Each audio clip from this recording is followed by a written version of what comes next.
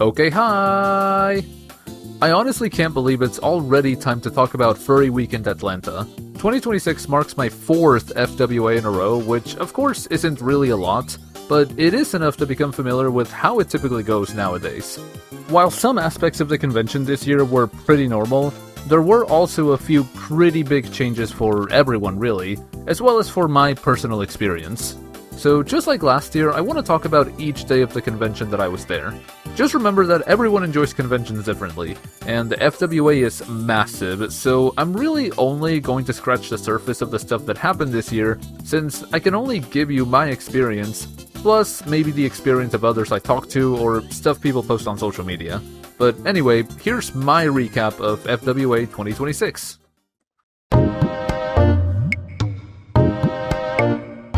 Just like last year, I stayed at the main hotel from Thursday to Monday. For anyone who has never been to FWA, most of the convention happens across 3 hotels that are connected. The Marriott Marquis is the main hotel, and you also have the Hilton and the Hyatt. This year, I actually requested the guaranteed early check-in, which lets you check in starting at 10 in the morning. It does cost $60 though, and with taxes, it's actually $70. But if you have 4 people to split it with like I did, it's totally worth it. And even if you don't have that many people to split it with, I personally still think it's worth it. Because otherwise, check-in is at 4, and I personally like getting there as soon as possible so I can just settle in and get registration for the convention out of the way, since it usually takes so long. Like, at least 30 minutes and sometimes even more than an hour. This year though, it was probably 10 minutes max. It is worth noting that compared to previous years, registration was completely separated from the 3 main hotels. This year, FWA also took over the Cortland Hotel, which is a few blocks away. The walk there is about 10 minutes, maybe a little less, so it's honestly not too bad, especially if the weather was as perfect as it was for this FWA. Seriously, I think it was like mid-70s with a little bit of wind and no rain all weekend. It felt great being outside, even with a fursuit on. But anyway, with registration at the Cortland, I suppose it was technically about half an hour before I was back at the main hotels and free to do whatever I wanted. But I think that's a lot better than waiting in line for more than 30 minutes most of the time when registration was inside one of the main hotels. And I saw a lot of people on social media say that registration was also a breeze for them, and some of the people I talked to as well said the same thing, so massive improvement on that front. Now for me, there really wasn't a lot more that happened on Thursday. The aquarium takeover came back, and once again, I didn't buy any tickets. So a couple of my roommates and I still went to see if they happened to make tickets available in case someone cancelled or just didn't show up, but it seems like they didn't really have a way to keep track of that. It feels like this is an event that you just really have to keep an eye out for way ahead of time. Okay, so it's July right now as I'm editing the video, and yes, I know that I'm slow, I know that this video should have been out a long time ago, but I did want to mention that tickets did go on sale, and a friend actually snatched one for me. So if you do want to go to the aquarium takeover at FWA, you just have to watch for those tickets way in advance. But anyway, I don't think the aquarium takeover was super different from last year. DJs were back to play music, and everyone could wear their fursuits, though I would say that's more than enough for a good time. And whether you like sea life or not, I think it's definitely a neat experience being able to see so many kinds of fish and sea creatures so up close. So when you think about it, it's really just a huge hybrid event that combines a furry meet, a chill rave, and an aquarium visit. Now from what I can tell, along with seeing the sea creatures and enjoying the live DJs, one of the biggest appeals is of course just getting cool pictures. So I'm definitely excited to experience this event next year. Now, since I didn't get to go to the aquarium takeover, I decided to check out the gaming room since it was actually open on Thursday, which I actually don't recall happening the last 3 years. I'm pretty sure it has always opened on Friday, but I can't say for sure. It wasn't fully open though because some machines were still being set up, but a couple of Dance Dance Revolution games were ready, so I played for a little bit, nothing super crazy. And later, I went to the raves with a couple of friends who came to FWA for the very first time. They didn't really stick around for super long, so it was just me for most of it. I was probably in there for just under an hour, so it's not like I really spent a lot of time in there anyway. So overall, Thursday was not really an eventful day, but of course there were still some things that I wanted to talk about.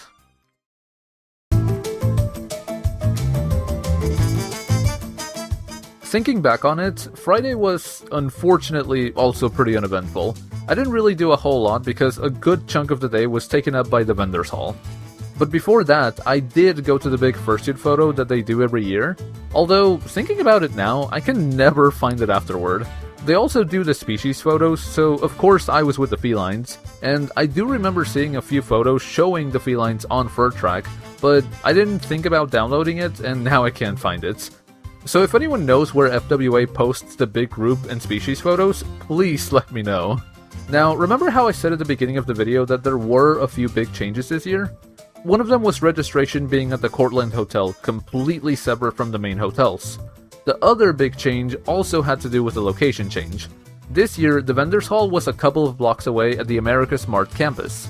Last year I spent a decent bit of time talking about the virtual queue system the convention introduced. Basically the way it worked was you picked a time you planned to go to certain activities like the Vendors Hall, and you just had to get there as on time as you could. That system got scrapped this year except for the Moonlight Festival and Happy Hour, I think. But when it came to the Vendors Hall, you just had to show up at the America's Mart, which meant waiting however long it took to get through the entire line. And if you went to FWA or keep up with furry social media, you probably know about how insanely long the lines were for the Vendors Hall. The Vendors Hall opens at 10, and on Friday I got there with my roommates a little after noon. I genuinely couldn't tell how long the line actually was because there were so many people. I was hopeful it would take us less than an hour to get in, and wow, I was incredibly wrong. The line had so many twists and turns, it was seriously crazy.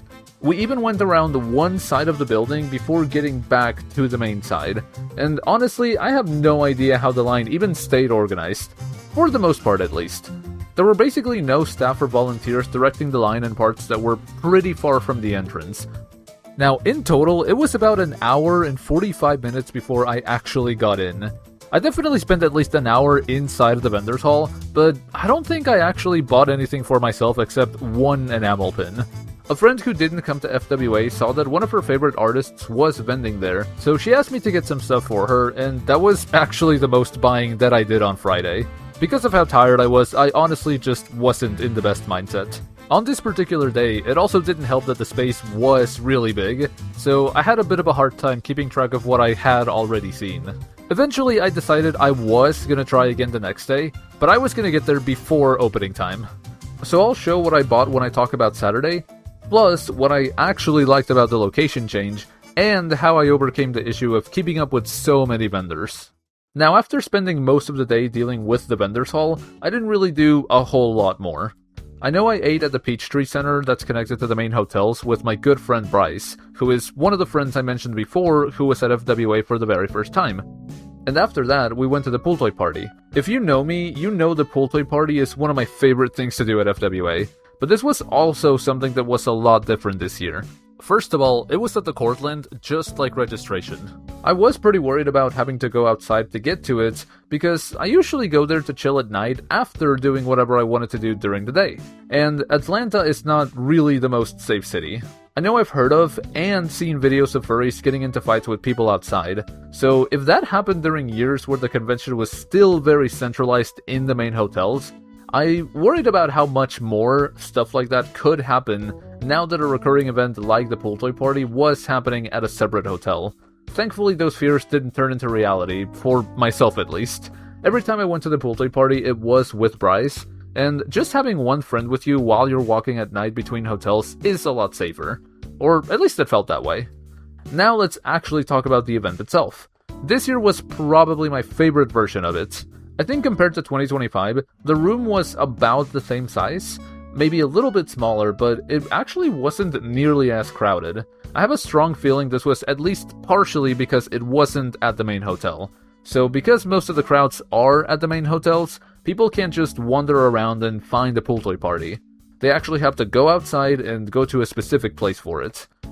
I definitely appreciated that it wasn't so crowded because every other year that I've been to it, you had to constantly worry about stepping on someone or tripping over them. This time, there was plenty of space and it didn't feel like I had to find a spot to stick to the entire time, which is something that happened pretty often in previous years because it was so crowded. This particular night, Bryce and I hung out in the pool area that had a bunch of balloons and plushes, before we went to the dome area, which I'm really glad was back from last year. The pool toy party experience is pretty much what you make of it. Personally, I love going with friends to chill and chat, and if I go alone, I just like to relax and talk to other people doing the same thing. It's just great having this space to lay down and take a break without having to go back to my room. And of course, the environment is just amazing. I love the low lighting and the bright colors, I love the live music, and of course I love the balloons, the pool toys, and the plushes. Now, I know the pool toy party probably isn't for everyone because it's a very, very laid-back space, but it's definitely one of my personal favorites. And Bryce ended up liking it too, which of course made me really happy. Like I said, we just hung out and talked for a while. So not a bad way to end what was a pretty exhausting day.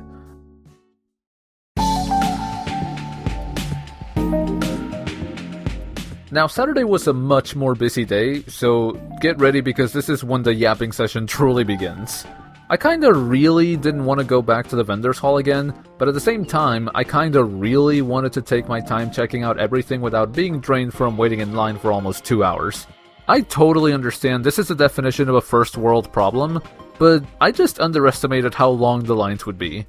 On Saturday, I got to the America's Mart about 10 minutes before the vendors hall was supposed to open, and they didn't start letting people in until like 10 or 15 minutes after the opening time, and I actually got in just before 11, so it was like 45 to 50 minutes of waiting from the time I got there, so still a bit of a wait, but a lot better than Friday. Now, I mentioned before that the vendors hall space was massive. There were about 14 rows of vendors, and even though it was pretty crowded, for the most part it didn't feel like I was shoulder to shoulder with everyone, so I could walk around and look at stuff without too much trouble.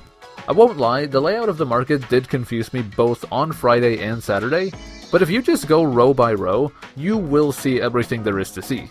So in terms of the location itself and how everything was organized, the vendors hall this year was really good. Waiting in line was definitely the biggest issue, but honestly, I don't really have a solution for it. It just seems like it's the old-fashioned game of getting there as early as possible. Plus, I also heard from a lot of people that the lines were the worst on Friday, which I can definitely believe. The last thing I'll mention about the features of the vendors hall is that there was also a small food area, so if you spent enough time there and got hungry, you could just grab a quick bite. I had a personal pizza which was okay. I wasn't expecting the food to be super amazing, and I do think it is a bit overpriced, but it is very convenient so you don't go hungry and risk leaving to go eat and then dealing with the line again. So I think having a small food court inside of the vendors hall is very good. Now, as for my actual experience inside of the vendors hall on Saturday, I mentioned for Friday that because the space was so big, it was kinda hard keeping up with all the vendors, and if I wasn't paying attention, I would go through rows that I had already been through. So this time, I decided to make a list for each row. If I saw something I wanted to buy but wasn't completely sure about it, I'd write down what it was and who was selling it. It was really handy because I only bought a few things after going through the market once, so having notes about stuff I was interested in helped me to go back to them faster.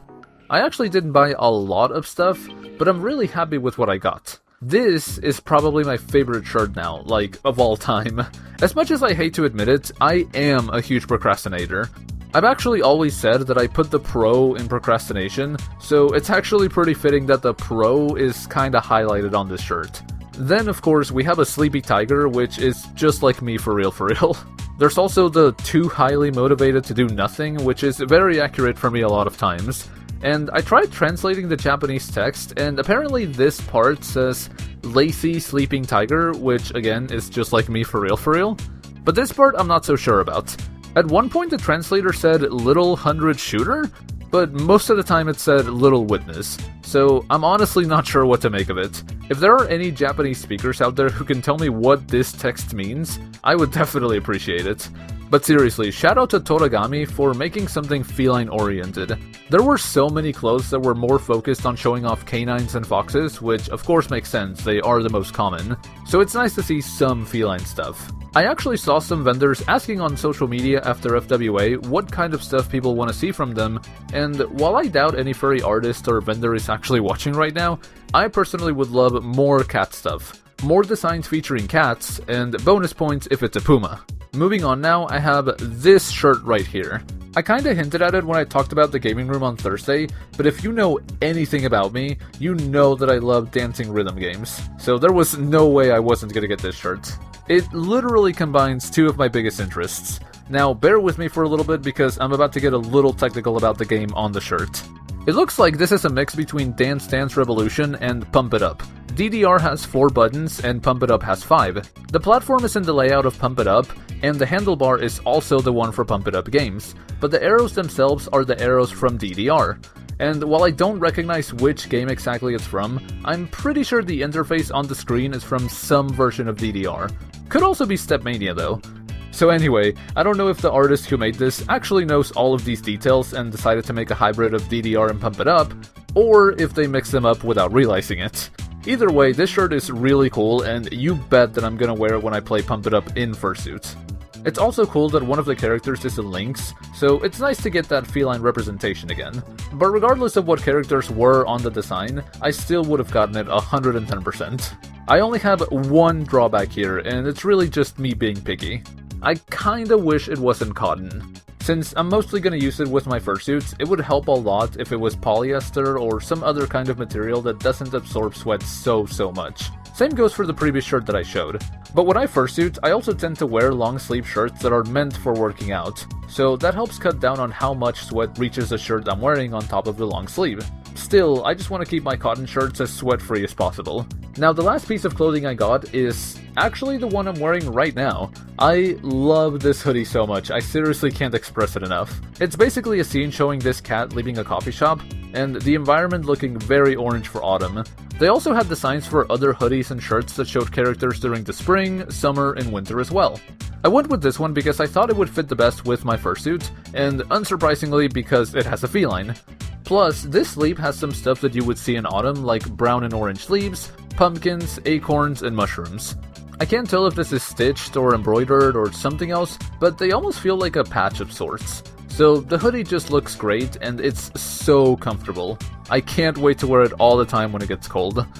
Now, most of the other stuff that I got was small. I got these 2 prints from Buisilla, who is a really good artist. I love his style, and he makes the Fortnite furries look so good. I actually saw this piece of Oscar on Instagram when he posted it in December of 2023. So when I saw it as a physical print, I just couldn't pass it up. And of course, I got Kingston as well because he's also really cool, and I love how he looks here. Plus, I also got these 2 pins. They have different duos like Dyer and Wendell, and Oscar and Peely. Now, Dyer and Wendell make a lot of sense together because they're both wolves, obviously. Now, the Oscar pin has him with Peely, which is based on one of his in-game loading screens because in Fortnite lore, and yes, there is lore, Oscar kidnaps Peely. So this pin is pretty appropriate given that. Now, the pins look and feel so good. The art style is obviously great, and I really like the gold outlines. I think it makes them look pretty slick. Along with other duo pins, there were pins for pretty much every single furry Fortnite character. I definitely would have bought more, but I just went for my favorites. I will say though, one guy who was in front of me probably bought almost every pin. I saw him picking a bunch of them and overheard that his total was like $210. He bought a lot of other stuff too though, so it makes sense why the total was so much. But it was pretty cool seeing other furs who like the Fortnite furries as much as I do. Now, the last couple of things I personally bought were this donut prop and a balaclava. The balaclava is pretty self-explanatory, I just needed to have more than just one. And as for the donuts, I'm just a sucker for fursuit props, especially food props. I got this prop from the same person who gave me this pizza prop for free last year. And I'm super glad I could find them again and get another one because these props are just so well made. There were 2 other vendors who had other food props, and one of them was a pie prop that was really cute. But I decided to just stick to the donut one because it's a lot easier to nom. Nom nom nom nom nom nom nom. I mentioned before that on Friday, I bought from a vendor one of my friends likes, since she didn't get to come to FWA. My friend loves The Lion King, so it was a bunch of stuff related to it, like this string backpack, this bumper sticker, and this badge. She also wanted 2 other badges for some of her loved ones, but there was a deal where you could get like 5 badges for $20 or $25, so I got myself these 2 B-Stars badges because they were the best ones for me. I think next time I go to a convention, I'll probably have some of the badges and the Fortnite pins on my backpack, because I don't really know how else to show them off. Now, there were also some other things I thought about getting. I remember there were 2 other vendors who had some pretty cool looking shirts. One of them was by Chaotic Trouble, and the others were by Oakley's Creations. I like the Sparkle Dog shirt by Chaotic Trouble because it's very colorful and kinda low-key furry. and I liked a couple of designs by Oakley because the art style is neat, and I just like the characters they featured. But the shirts and hoodie that I got just appealed to me more, so when it came time to choose between all of them, I went with the others. I am kinda biased though because the other stuff was feline related, so if these other designs were that way as well, it probably would have been a tougher choice. But I'm definitely gonna keep all of these vendors in mind if I want some more furry shirts and stuff, because their work is still really good. Next up, I made plans for Bryce to help me with a small photo shoot in the snapshot corner room. On the way down to meet Bryce, I had one of my favorite encounters of the entire convention. I was waiting for the elevator when 2 cat full suitors rolled up. One of them was playing music from his backpack, and it was traditional norteño music from Mexico. It's one of the most recognizable genres from there, and if you didn't know, I'm actually from Mexico, so I was just stunned when I heard this kind of music at a US furry convention. We were all just dancing and jamming to the music, and it was a lot of fun. Definitely the best instance of having to wait for an elevator at FWA. And once we got inside the elevator, they kept on playing music, so we were still just having a lot of fun. Some of the people inside the elevator also seemed to like it, so I was just very happy to be having a mini party with norteño music, along with these 2 cat fursuiters.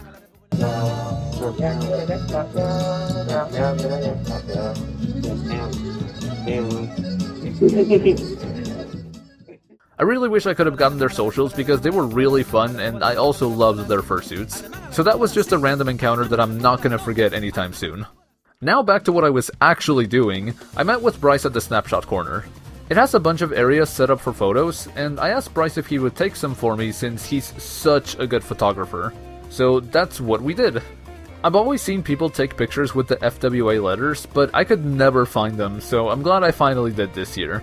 They were directly across from some of the other photo setups though, so it made it a bit challenging for Bryce to get all of the letters in the shot. So he had to go at an angle and take quite a few steps back, but he absolutely nailed it.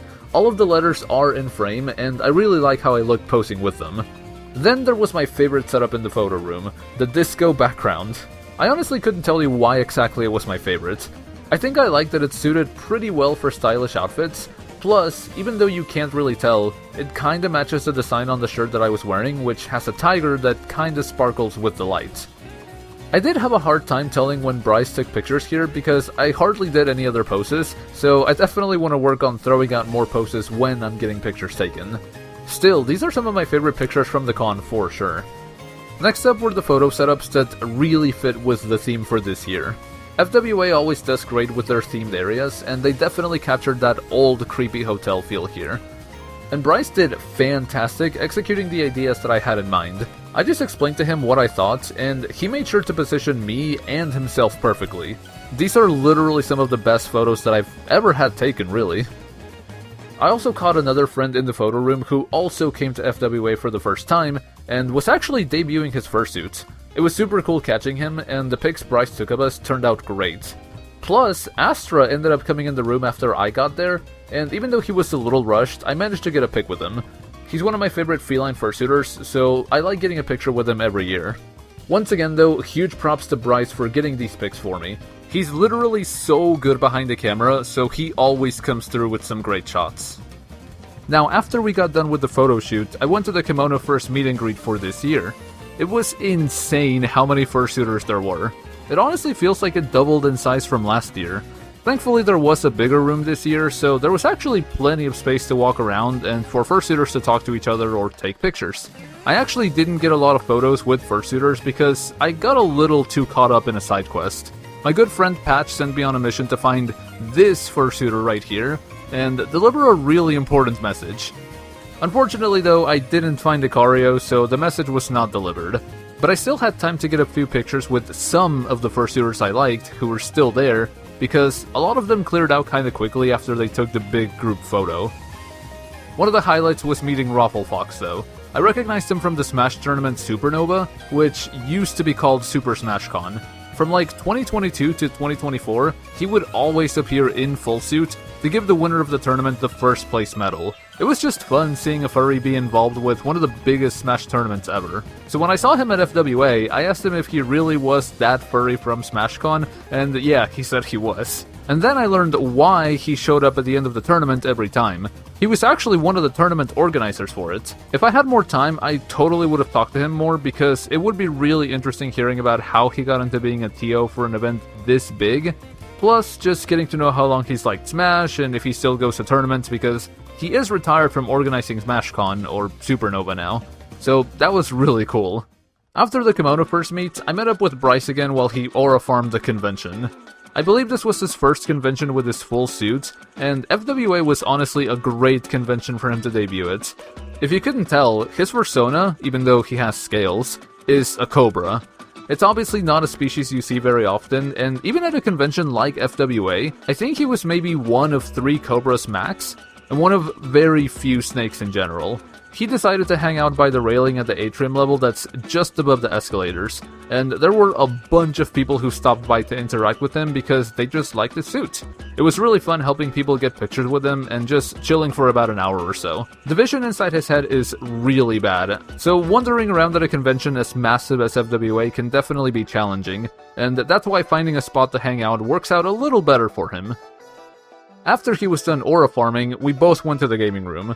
I didn't realize until the second time I went that they had Pump It Up Phoenix, which is the newest Pump It Up game that I've been wanting to play so bad. So we basically spent the rest of the night playing.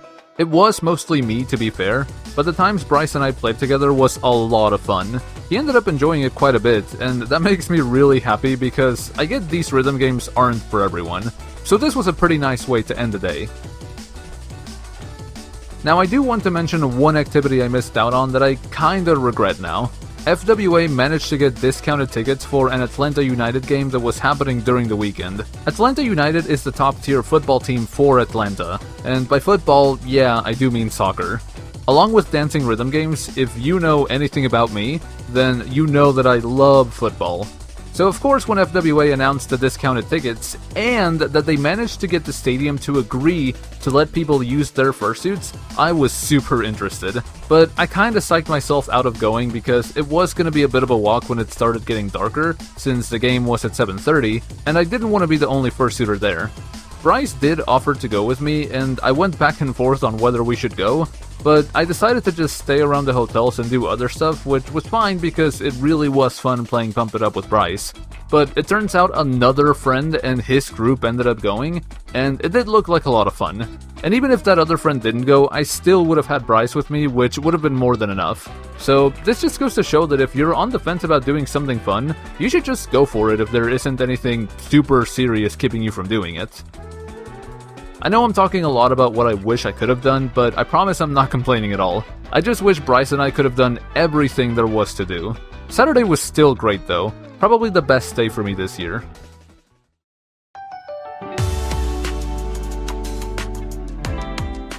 Sunday was a much more chill day. Since the pool toy party closed at 5, Bryce and I went there at around noon. So for a while it was just more chill time, but also a bit of shenanigans there.